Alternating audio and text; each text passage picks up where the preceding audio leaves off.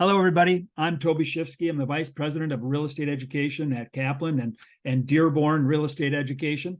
Today's Dearborn webinar, we are on for Dearborn webinar. It's our December 2023, and it's a look ahead for real estate, really the industry, and then a state of the state of what's really happening and how that is going to affect real estate education next year. So let's go ahead and jump in. I'm going to ask you guys all a really quick poll question, if I would. I like to find out to make sure everybody who's on. Now, the polls are anonymous. Nobody's going to see what you answered, but I always post the results, so you will all be able to play along. So here it comes. I'm going to ask the poll question and take a shot at this. What is your current role at your school? Right? Are you the owner operator? Are you an administrator? Are you an instructor? You know what? Not currently with a real estate school. Yeah, I'm kind of just getting started, really. Let us know the answer, and that'll help kind of me tailor this webinar for you guys. All right. All right, here we go. So owner operator coming in strong. If you're on your cell phone, you may have to slide to the next screen to see the poll, but it should be up for everybody. Answer in the poll. I see somebody did it in the chat. If you could click it on the poll, that would be great. If for some reason you can't do the poll, you can go ahead and put it in chat too. But all right, here we go. I'm going to close this poll. 3, 2, 1, and I'm going to share the results. And look at that. So we got 27% are owner operators, 31% administrator, 31% instructor, and 12%. Hey, I'm here and I'm looking at it. That's awesome. Pretty balanced crew. I think it'll work. So I think what I have prepared, I think is going to go actually pretty good for everybody. So let's do this. I'm going to just start with a little bit of a year in review. And really what I'm looking at 2023. So we're not all the way done with the year, but it's pretty much in the bag. By this point, it's in the bag. And I think what everybody saw across the business, and we saw it too on the retail side and in everybody across the wholesale side, was softening licensing education throughout the whole year compared to the previous year. So in 2022, we saw good numbers that started to soften at the end of 2022, and 2023 just kind of softened even further, all the way down through the end of the year compared to the previous year. So enrollments are down from 2022 by about 12 to 18% across the country. So if you were seeing different than that, I'd be interested to hear about that. But that's generally what we were seeing across the country with most of our partners. All right. And that's from the education side of this. What do we see in the marketplace, though? So if we look at the real estate marketplace, because really, frankly, the real estate marketplace kind of drives our business. If the real estate market is in a good spot, we're in a good spot. You know, if it's looked to as this, as a wonderful, healthy marketplace, we tend to see people move into this industry as a second career or a third career. And we saw it during the pandemic when people lost jobs, but the real estate market was considered strong because home prices were going up. Even though the transaction amounts were up, the perception was that the real estate market was up. We saw a lot of people pile into real estate, and they came to us for real estate licensing education. And so, and we saw the opposite of this. We saw the opposite of this way back. I've been licensed since 1991. I know many of you have also, but way back in the Great Recession with, the mortgage crisis of 2006, 7, and really into 2008, and then the financial meltdown. During that time, nobody wanted to touch a real estate career with a 10-foot pole. Even though those people who quickly adapted to that new marketplace with short sales, foreclosures, and REOs, they were killing it. They were doing transactions. But the perception in the marketplace was it wasn't good industry to be in. We didn't really recover our licensing enrollments until about 2011 or 2012, when the perception of the industry changed a little bit. I'm going to cover kind of what that looks like on a graph and chart, because we got a crazy charts going on right now with our industry, and we can make some hide in our hair of it. We can make hide and hair of it, and we're going to try to do that today. So let me jump in. So mortgage interest rates in 2023 reached the highest level they've reached in 20 years. what does that look like? Look at this chart. You want to see it looks like my ectocardiogram here, but if it's a little bit small on your screen, I apologize, but it really starts all the way back in 1975, right? It's this mark right here. It's like 1970s here. Interest rates are at 7.5%. Remember how many of you people were around in the 80s when we saw this, when interest rates went over 17%?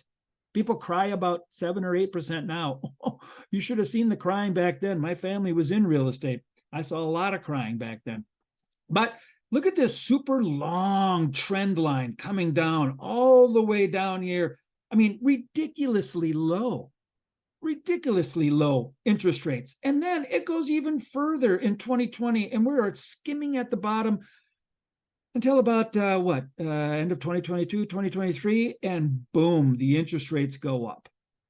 Well, there's our problem. I mean, when's the last time we saw something like this? It was all the way back in the early 1980s when we saw that kind of a steep rise. Of course, there's going to be a slowdown. Of course, there's going to be problems. And of course, there's going to be a lot of people shell-shocked about the real estate industry at this point. So the next part of it is we have a tight real estate inventory. And I think we've talked about it. We talked about it all the way through the pandemic. There's not enough inventory. Well, now, you add in tight inventory. You add in people like me. I'm a baby. I'm a Generation X, like first generation. So Generation X, you look at us and boomers who maybe have a mortgage still on their home. They've refinanced. We never saw interest rates that low. We all refinanced. And we refinanced at 2.5%, 3%. And now the interest rates go up. And even if though I want to downsize or I want to go to a different property, I don't necessarily want a less expensive property. I might want to downsize, but upscale. That's kind of the trend, right? A little smaller, but really nice. And I'm going to finance the same amount, but now my payment is twice as much or more, 3 times as much as what I'm paying currently. Kind of those golden handcuffs. They talk about it all the time in the industry. So listings have been down as the golden handcuffs now come into play. Even though home prices are up, it's not quite the same equation for people. And so take a look at this chart. This is the Freddie Mac. And what we have is all the way back to 2017. You can see the average amount of listings, right, per month, essentially, since 2017. Look at over 1.4 million listings on, and it just kind of slowly drops until about January of 2020. What happened? Well, we had the pandemic in early 2020. And as this starts to drop down, we start to get all the way to 2021 when homes were just selling and prices were increasing. So there was still this discontent within the marketplace.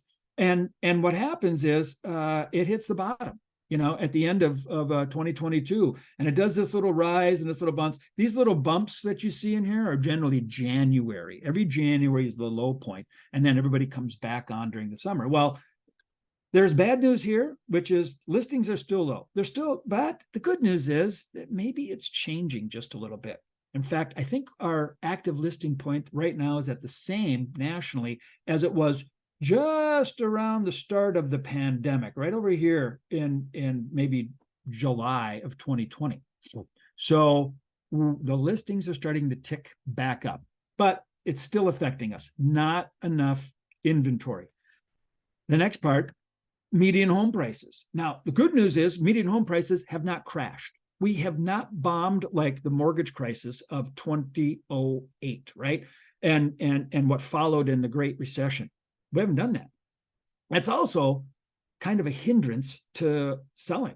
The home prices just kind of keep staying up. Some of you, you know what? I'd love to see it. If you in the chat, if you've had your area go down significantly as far as values, I'd love for you to drop in the chat like down, Ocala, Florida, down 10%. Or if you've gone up, but wouldn't mind you just dropping in the chat to people kind of get a feeling and a taste for what's happening around the country. That would be fantastic. But what we're seeing nationally right now, median home prices are up 2.2% versus previous year. If you remember previous year, there was a little dip and then it rose back up again. And so we're seeing this. This is from Redfin. Redfin puts this out, and you guys can all search this. It's on the internet. And by the way, some of these are really good sources. One of the things I will give credit to Redfin for, I don't know if anybody here is working with Redfin, but I don't. But I tell you what, they've done a really good job making statistics available to the public. Now, smart, right? Because it's marketing, because every single one of these charts and graphs and bars, and they're cited in tons of articles. But Redfin does a ton of research. So there's a resource for you there. But look at this. See, we dipped last year in 2022, and it comes back up, and we've done a little dip, but it's rising back up again. Well, it's not that been a huge drop-off in price, which makes it expensive, especially, if interest rates are up, right? So mortgage interest rates are up, amount of listings are down, which means scarcity, right? Supply and demand, which keeps home prices up.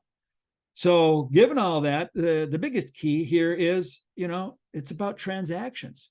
There's just not enough transactions in our marketplace. And so if you look at this historically, and we're looking at the transactions, look, we're down to levels that we haven't seen since right back here, 2007, 2008, 2009, 2010, right in the Great Recession. Now, this 4.3 million that was put out by NAR, this is a National Association of Realtors graph, they put this out in May.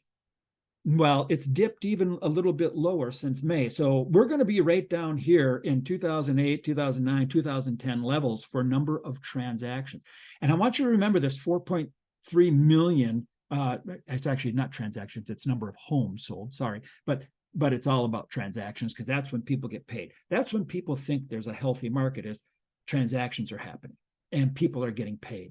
And so 4.3 million total homes sold. This is going to be important because we're going to talk a little bit later about pent-up demand, because there's a whole crew of millennials who still haven't gotten their homes. There's a whole crew of people, of Gen Xers and Boomers, who want to sell their place, but they want to downsize but upscale. And so there are millions and millions of buyers out there waiting to go. A couple things have to happen. We're going to talk about that in a second. All right, so let's take a look at this. 2023 in review.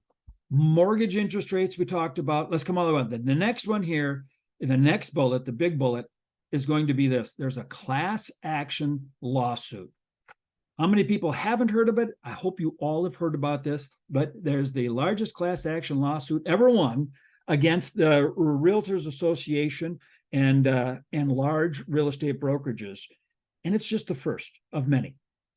Super copycat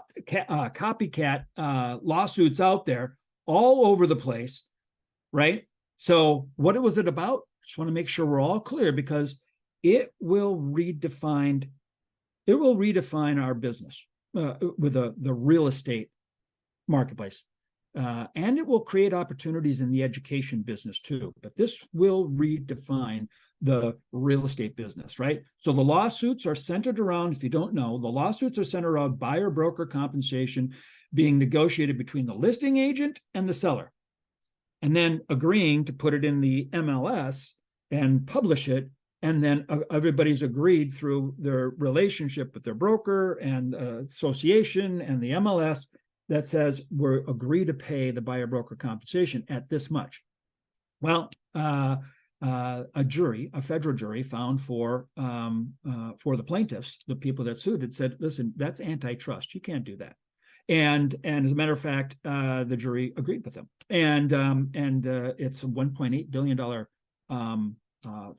fine, and not fine, I guess it's a verdict, and it's triple damages. So it could be as much as $5.4 billion to be paid out for just one of these class action lawsuits. These aren't going to go away. They keep coming in. There's more and more. They're covered by the national press. And just about every week, there's another copycat class action lawsuit out there. This is going to hang over the industry for a while until it's either settled or it's appealed. And I can tell you, I went to the National Association of Realtors convention. Did any of you guys go? If you went, I'd love to see you raise your hand and just say, "Hey, I went," or put it in the chat like I went. But I couldn't miss it. It was in Anaheim, California this year. It was just a couple weeks ago, and I went in with a bit of trepidation about what we were going to find out about the marketplace because of these lawsuits and because of interest rates and transactions. And I can tell you this: I came out of it feeling better than when I went in. You know what? Real estate agents are resilient. Real estate agents, many of us, been through this kind of stuff before. And a lot of them are like, yeah, whatever, we'll figure it out. We'll move in. State laws require, anybody who for another and for a fee buys, lists, sells a property has to have a real estate license. That puts a licensee in the middle of the transaction to this point. And so, and people were already coming up with solutions to it and already figuring out what it meant. I'm going to cover that a little bit later, also to kind of give you where the opportunity might be there. But the biggest problem with this whole lawsuit thing that really just blew up in the last month and a half, 2 months, is it doesn't look good for the industry. And we want people to feel good about real estate as a secondary career, as a second career, and maybe as a secondary career if they're going to do it part-time. We want people in the industry and be excited about it because they come to licensing education and then they stay for post-licensing and CE. And so when there's a cloud over the industry, our enrollments suffer, no doubt. All right. So let's take a look forward, right, to 2024. Plain and simple. Home affordability plays a huge role. I don't know how many of you have, I don't know how many of you have ever seen the National Association of Realtors Home Affordability Index, but it plays a huge role. Here's the Home Affordability Index, right? The most recent one, which I believe was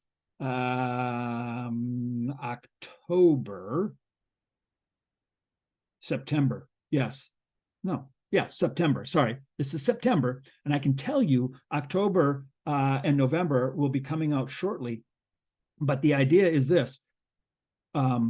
When you have median home prices that continue to rise, if you look at this, look at 2020, it was $300,000, $302,000. Then it went to 357. In 2022 went to 392. And as you climb into, right, 2023, it just kind of keeps going up until really the last half of 2023. On average, it looks like home prices just kind of kept going up. Well, that made it harder for people to buy and qualify for the loan, right? Plus, you add in that the mortgage interest rates continued to climb. Not a good thing. One really good thing on here, though, for home affordability is the median family income also increased. So if you take home price, interest rates, and median family income, you put it into the equation, and it kicks out this home affordability index number. And that's over here on the right. I circled that. And if you look, you can see it's really gone nowhere. By the way, the higher the index number, the better. And if you look at the beginning of the pandemic in 2020, it was 169.9. It's, for historically, it's super high. Interest rates were, 3.17%. Home values only had $300,000, right? And the household income was lower, but look what happens over time. There's a little bit of good news in here, though, is that it was super unaffordable in the middle of 2023. But they expect it to be between 95 and 96 home affordability index for October and November of this year. And we're probably going to cross the 100 mark by January of 2024. So climbing back up, trending. We may have bounced off the bottom on home affordability index. And really, it's just an equation about affordability for people to actually buy a home. So interest rates, right? So we all know interest rates. Last month, where did interest rates go? They went up, right? Almost 8%, right? NAR and Mortgage Bankers Association, though, both predict lower. Both predict lower rates for 2024. Look at this. We may have turned the corner on interest rates. Right here at this peak is kind of just where we are and where we're going. The Fannie Mae, not National Association, but the Fannie Mae says that it's going to come down somewhere in the high sixes, 6 point. I can tell you this, Fannie Mae is pretty good for a bunch of things, but if I'm a betting person, and I do bet once in a while, I'm betting on the green here. I'm betting on the Mortgage Bankers Association. I find them to be an excellent source of information about mortgages. And I generally cite them regularly when I do my own reporting up within Kaplan. So this number here to me, obviously I like it because it looks very favorable all the way out to 2025. But if you look in 2024, you're looking at rates dropping, significantly. We've almost seen it drop a full 1 percentage point already since its high within the last month and a half. And they're looking at it dropping down into sixes, mid sixes, and then by the end of the year, almost creeping into fives by the end of the year. All things being equal, because one other piece to this just happens to be an election year. For those of you who've been around long enough, we all know how many levers our government, will try to pull. That doesn't matter if you're Republican or you're Democrat. They all want homes selling in an election year because whoever the incumbent is wants it to look good. And so all the levers that can be pulled will be pulled to try to drop those interest rates down, especially now that it looks like inflation, right, is not as scary as what it was, 3 months ago or 4 months ago.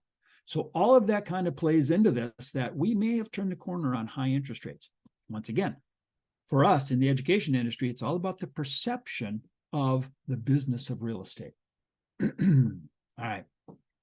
So the demand is still here, right? We still have demand. Boomers want to sell. They do, right? Boomers want to sell. They want to downsize, but maybe upscale. Millennials want to buy, right? Millennials reached a milestone in 2022. I don't know if you guys know this, but the average the home ownership rate in America is like 66%. And once you know, Gen X and boomers, we all average right around 66% home ownership rates. The millennials have trailed our generation by about 8%, from people in their 30s, trailed boomers and Gen Xers by 8%. And in their 40s, they're trailing boomers and Gen Xers by 8%. So it stands to follow that in the end, Gen Xers may trail by 8% in the end also. So if we're at 66%, they're going to be 8% behind. They're going to be somewhere around what, 58% ownership when they're all done. That leaves us a delta of about 7%. There's 72 million millennials. And so that comes out to be about 5 million more millennials still need to buy. They haven't even bought their first home yet. And so there is a pent-up demand, not to mention everybody else who's been sitting on their hands during this entire kind of uptick in interest rates and home prices and affordability index going crazy. So there is definitely a demand out there, unlike when we went through the Great Recession and there was no demand and home prices crashed. And it took a long, slow recovery for home sales to start to pick back up again. All right. So 2024, I look forward in the real estate marketplace. Home affordability is the key to more transactions, right? NAR has that home affordability index. Anybody can search it. You can find it and watch it and see it. As interest rates drop a bit, the new normal kind of sets in. So as we move into 2024, we fully expect that the new normal is, listen, we're not going back to 3% interest rates. It's going to be 6%. It's going to be 7%. It's going to be high fives if I buy down my points and rates, right? Slight drop in home prices. So let's say we soften 1 or 2%. It does nothing but bring up the affordability. If it drops 20%, then we got people underwater and we have foreclosure problems. Right now, there are no foreclosure issues. You'll see news articles come out and say, oh, foreclosure rates are up 50%. Well, they went from 0.26% of all mortgages to 0.39% of all mortgages. During the 2008 mortgage crisis, we were over 8% and 9% of all mortgages were being foreclosed on. So it's almost 30 times the amount. We're not there. It's not like that. It's not an issue. All right. Lawsuits, though, There's a big thing. In 2024, those lawsuits are still lingering. And it's changing the business for real estate agents. Listing agent will no longer negotiate buyer broker compensation at the time of listing. Right now, you go in, you do a listing presentation, you're negotiating for, I need a 6%, I need a 7% listing because I'm going to pay the buyer. We're going to pay the buyer side. I'm going to put that in the MLS. That's going to go away, right? Two big brokerages have already settled, and the DA Department of Justice has stepped in and said, listen, we don't want, as a part of the settlement, we don't want you putting in these amounts in the MLS. As a matter of fact, there's a couple of things that they don't want to happen, and any settlement or future lawsuits are going to require that the business change. And I got a lot of this obviously going to NAR and then further on reading, but we're looking at the decoupling of NAR from the MLS. The Department of Justice says, I don't want you to have to require your agents be a part of your local MLSs. That's a big deal. Used to have to be, right? I still pay my MLS dues quarterly, right? And I had to be, it's the first thing that happens when people go through licensing education with you, right? They sit down with their broker and the broker's like, yeah, you made it, you're in, awesome. Now you're going to have to pay this $600 fee for your association dues, right? National, state, local, all piled in. I think I just paid mine $610, right? And then they say, oh, and by the way, then you got to pay your MLS dues. But you can't get to the MLS unless you're through the association. And the association is going to be another $115, $120 every quarter. Those are those surprise fees that most people go, what are you talking about? Well, now the Department of Justice says you can't do that. That's like a controlled business arrangement. That's it's an antitrust violation, possibly. So they're pushing for the decoupling of NAR and the MLS. Next part, there will be no buyer, broker, or listing agent commission split noted in the MLS. As a matter of fact, they're not going to probably put anything in the MLS. The listing agent's going to go in and do a listing presentation, and they're going to get the listing, and that listing is going to just before the selling side commission. And any buyer is going to have to negotiate their own fees with their own buyer representation.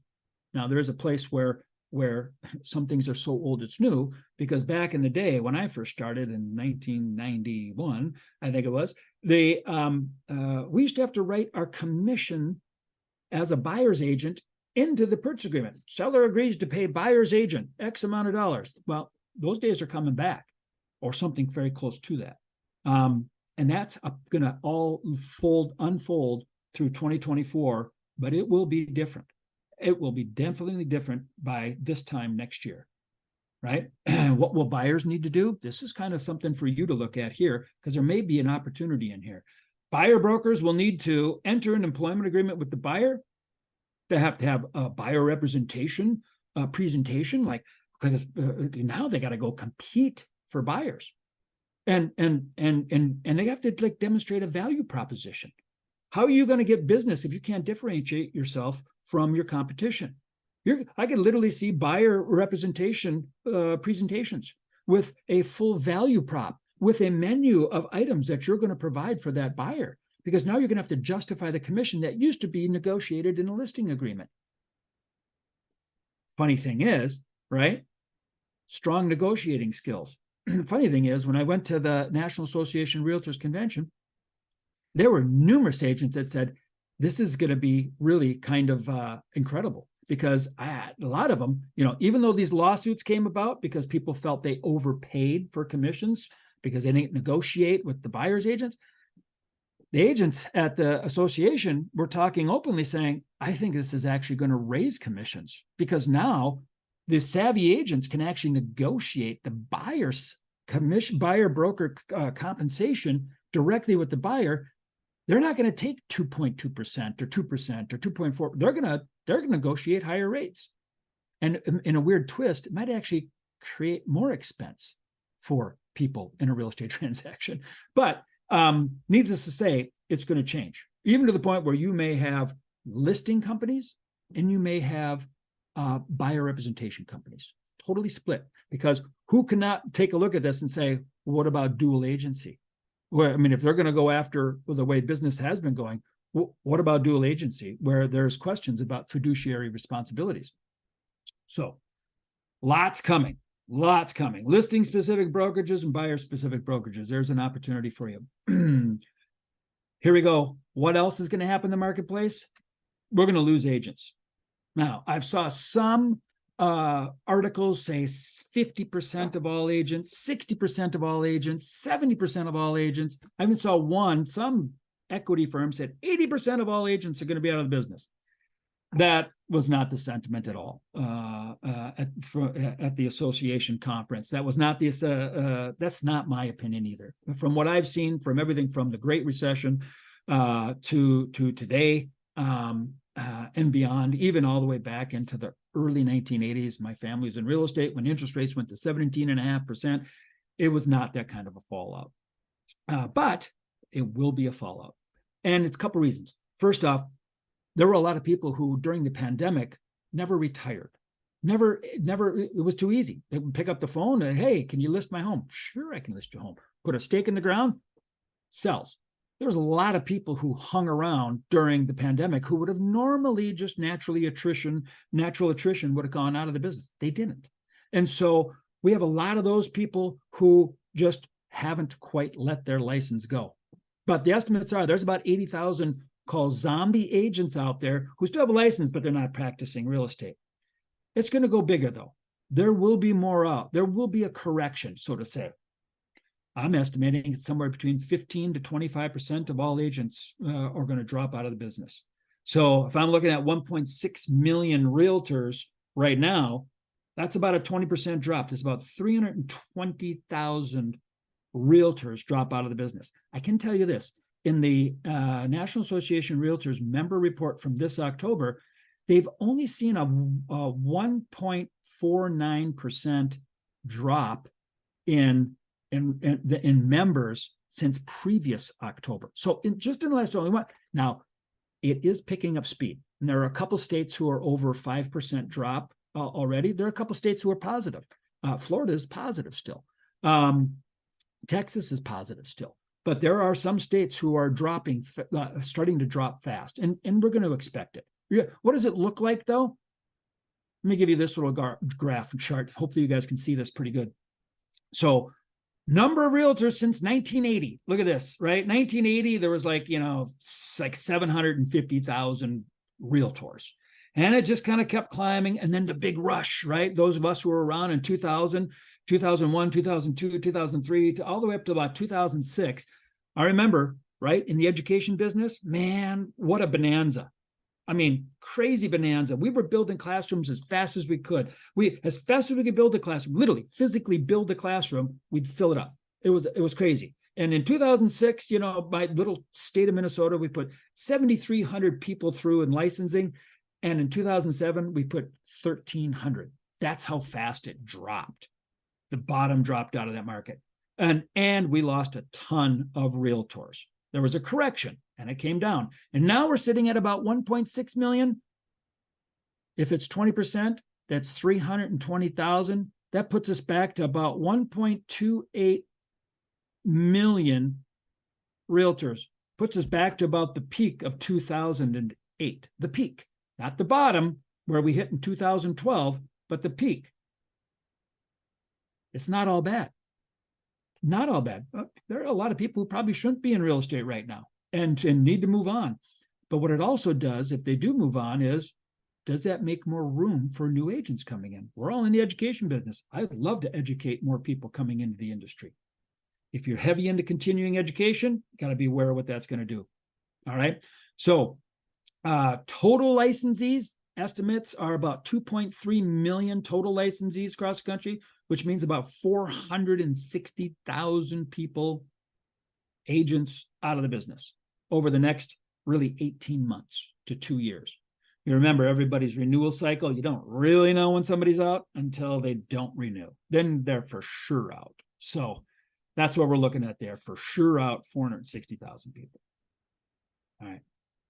As markets improve, I think there's more room for licensees. All right. Especially with the way business is going, and maybe you have to have sell side and you have to have buy side brokerages, you're going to have more opportunity if that comes along. All right. Next big part, and I know we got about 4 minutes left, everybody, and I'm going to wrap this up. NAR is in trouble and needs to correct the ship. That's National Association of Realtors. They've got trouble, right? Decades of supporting an American dream that locks real estate professionals in the middle of it. They have a place. I hear some people talk about the NAR needs to go away. What does it do for real estate agents? I'll tell you right now, there is nobody else on the wall guarding the licensee's position within the American dream like NAR. Lobbying efforts, legislative model legislation writing efforts, lobbying efforts at state levels and national levels and all the way through. Nobody is protecting that profession like NAR, and you don't really want it to go away. I wouldn't mind them doing the business a little different, for sure, but going away could be bad for us, could be bad for educator, because it could be a serious hit on the profession of real estate if NAR is not here, right? 86% of all residential transactions used a licensee in 2022. That's a new record. More people are using licensees because why? Because people don't have time. They're doing everything else, right? They're multiple jobs, they're working, they got a gig, they're doing this. They need the professional help. That's not going to go away. That's not going to go away. It might drop a little, but it's not going to go away, right? So the risk, the biggest risk we have is if NAR folds under the pressure of numerous lawsuits, professional image of realtor crumbles, could be devastating for a business. I'm telling you right now, we don't want that. We don't want that. All right. What to look forward to for real estate continuing education in the next year? 10 to 15% lower enrollments at a minimum, right? You add that up with another 10 to 15% for the second year, getting through people through renewal periods, you're going to be somewhere around 20% down in total availability. What do you got to do? You got to connect with your students. You got to make sure you keep every one of your continuing education students. Find ways to connect with more. It's about connecting in CE. That's the deal. What's your proposition? How are you connecting? How are you making sure people come back to you? Protect that pool. All right. When we look at real estate licensing, the market is turning. It looks like it. All indications are, and it's not just my opinion. Other people are saying the same thing. But we are a trailing indicator on the licensing side. I mean, people thinking about a new career, it's got to really kind of be in the news for a while for saying, ooh, real estate's looking good. For people to go, yeah, I think I want to do a real estate career. People coming into real estate right now are some people who know somebody who is bringing them in on a team or a mentor, or a brokerage is out recruiting, and people are like, and they're being wise, because I actually think it's a good time to get in right now. The business is changing. People are going to get in right now as other people are leaving. There's a little bit of a vacuum there, and things are going to change. Learn it the new way. You don't have to relearn something. Learn it the new way. Now's a good time to get in. All right. I got to pull one last poll question for you guys really quick. Where do you think licensing enrollments come in for 2024? So given all this and given your own thought, I'm really interested to know, where do you think licensing enrollments are going to come in 2024? Go ahead and answer this poll if you could. Everybody got a chance to answer that poll? Did that launch? Doesn't look like it's launched. Poll had been launched in this meeting. Yeah, it does look like it. Can't see it. Okay, let me try it again. I'm going to go back. Oh, it won't launch.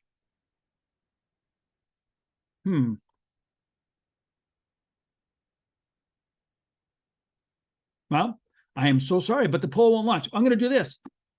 Let me ask you, put it in the chat really quick.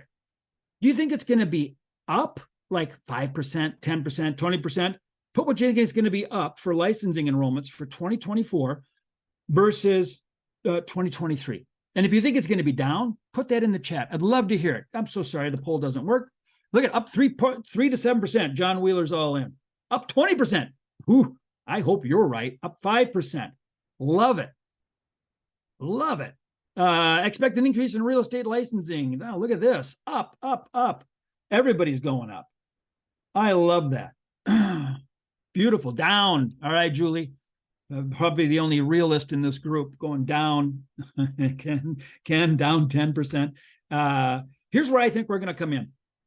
We're going to look an awful lot like 2023, just in reverse. Where 2023, we started off really pretty good, and then we kind of softened as the year kind of went on and then leveled.